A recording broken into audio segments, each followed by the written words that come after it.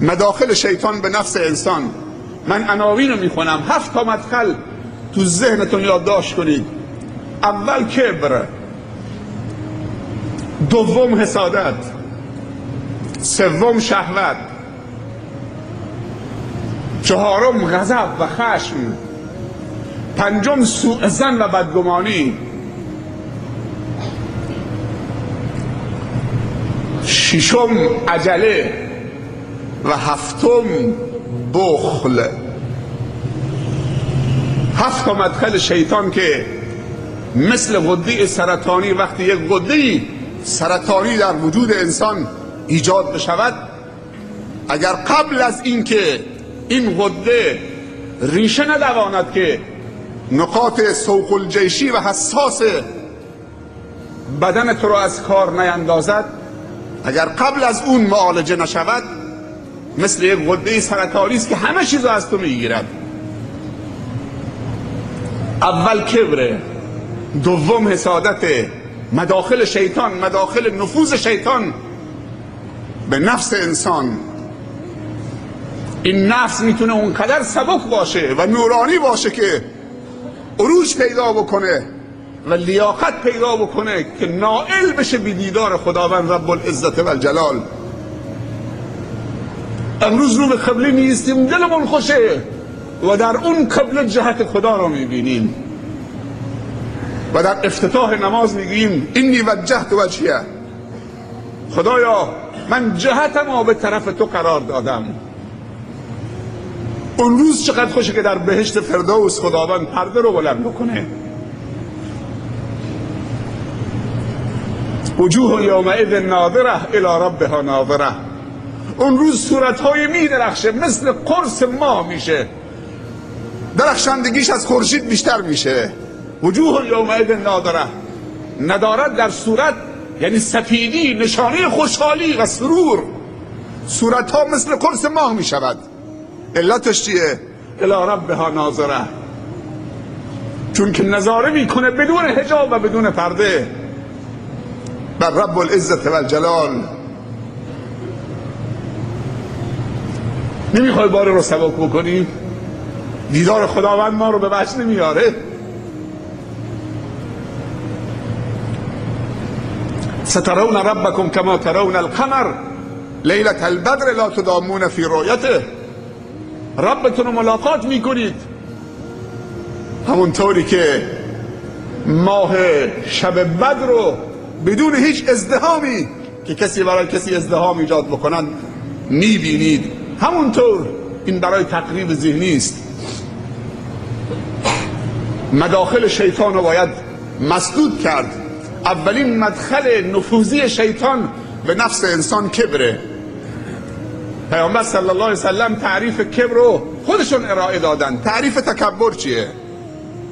تکبر پیامبر صلی الله علیه وسلم فرمودن بطر الحق و غمط الناس، تحقیر مردم، کوچک شمردن مردم و رد کردن حق. اگر این دو صفت در تو هست تو متکبری. و ایمان با تکبر با هم دیگه در یک قلب جا نمیگیرن. اگر تکبر آمد ایمان میرود، چون یکی از نشانه های وجود ایمان تواضعه. من تواضع لله رفع.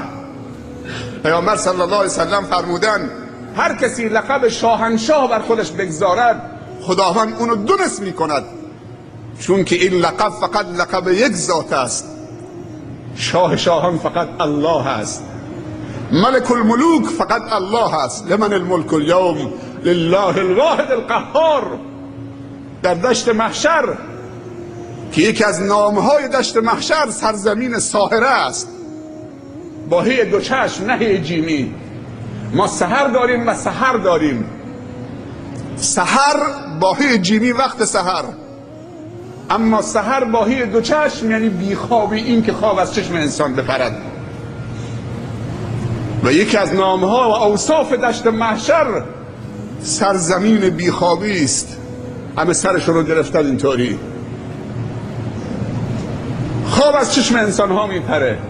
همه بیخواب و بی‌طاقت میشوند که خداوند در مایه اونها چه قضاوت میکنه و چه فیصله میکنه. هیچ فرعون زمانی و نمرود زمانی و شاهنشاهی که لقب ملک الملوک رو برای خودش گذاشته بود جرأت نفس کشیدن نداره. خداوند سوال میکنه ملوکای دنیا، فرمان روایان دنیا کجان؟ چرا نفس نمیکشن؟ چرا سرکشی و گردن بلندی ندارن اینجا؟ فقط گردن مؤذنین در اون روز یک گز بلندتر از گردن همه است، نه گردن ملوک. کسانی که در دنیا ندای ملکوتی توحیدی اذان رو بلند میکردن، پیامبر صلی الله علیه وسلم فرموده روز قیامت گردنشون یک گز بلندتره. خداوند صدا میزنه لمن الملک الیوم، کسی جواب نمیده. فلا تسمع لهم همسا، خداوند خودش جواب خودشو میده، میگه لله الواحد القهار، لله الواحد القهار. امروز همه مغلوبن، خداوند عزیزه. جایگاه خودمون رو بشناسیم. جایگاه من و شما عبد بودنه، نه رب بودن.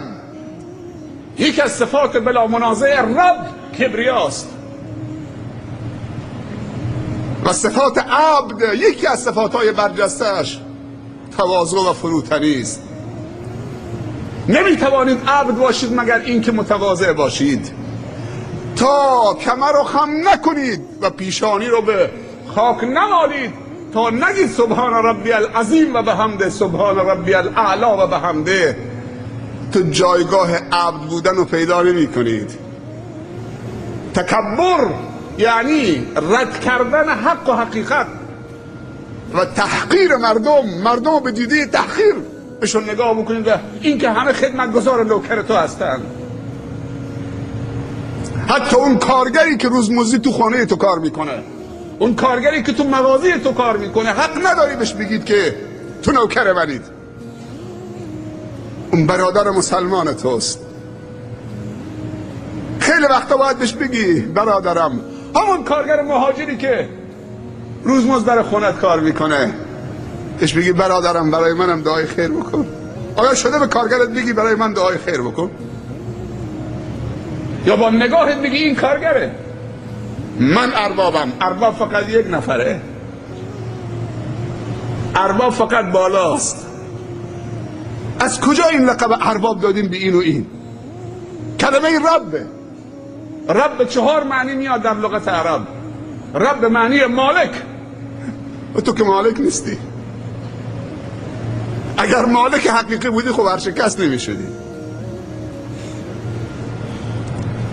به تاجر مؤمن و فهیم و شاکری گفتن که این مال توست، خجالت کشید که بگه مال خودمه.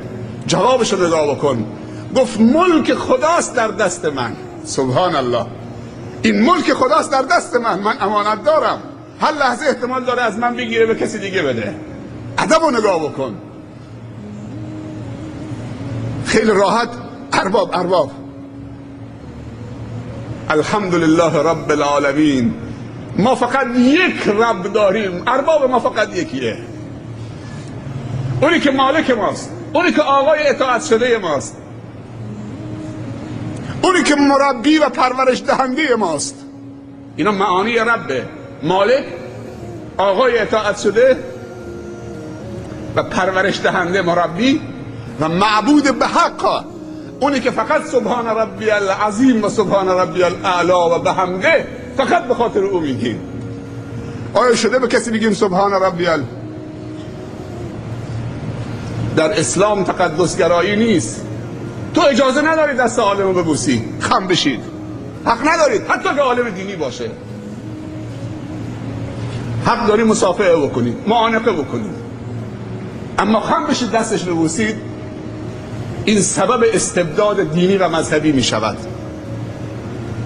اگر عالم راضی شد که مردم و رعیت خم بشن و به اونها تذکر نداد که خم نشید، دستشو ببوسن، پشت چشمشون بذارن، این یک روزی سبب استبداد مذهبی و دینی می شود.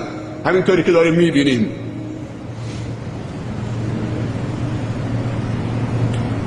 پس الله مالک ماست، رب مالک ماست، رب آقای ماست، رب معبود ماست و رب مربی ماست. تواضع اسلحه‌ای است که میشه با اون تکبر رو مسدود کرد.